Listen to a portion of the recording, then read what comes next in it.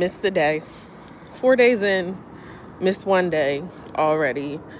Consistency is the name of the game, and it is the thing that's difficult.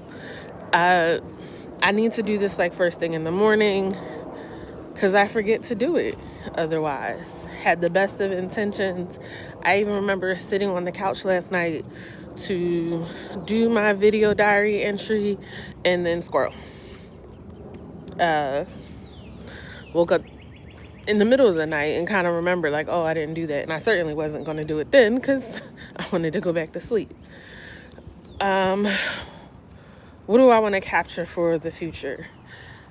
This is a very quiet time of life. I'm not lonely, but I spend a lot of time alone. And there have been other times in my life where I've spent a lot of time alone and I have been extraordinarily lonely.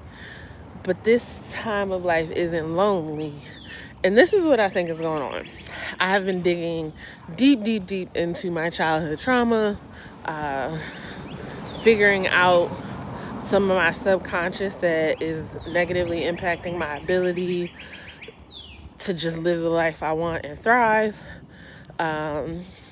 One particular thing that I have become aware of is like the dictatorial parent that I had. And I know people might want to be like, oh, like parents, that's what they're supposed to do. There's a difference.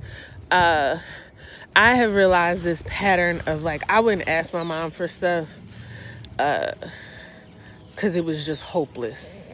Like, no, like, you never know what mood she's gonna be in, or it doesn't matter. There are just certain things where she's like, no. And really it was like most things. And now as an adult, I realized like a lot of that was tied to money. She wouldn't let me work because money, whoever has the money has the power.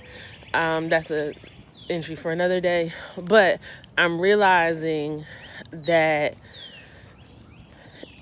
thought process is showing up in adulthood, even at this big age.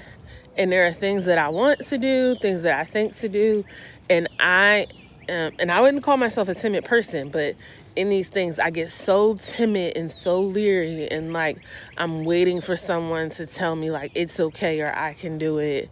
And I know that it's tied to not just like the iron fist with which my mom ruled, but the iron fist that she would hit me with. And so there's just some deep in my subconscious, I call it the hot stove moments, where it's like, oh yeah, and then you remember like, oh no, don't touch stoves because they're hot. But all stoves aren't hot because they're not all on. So I'm working through that.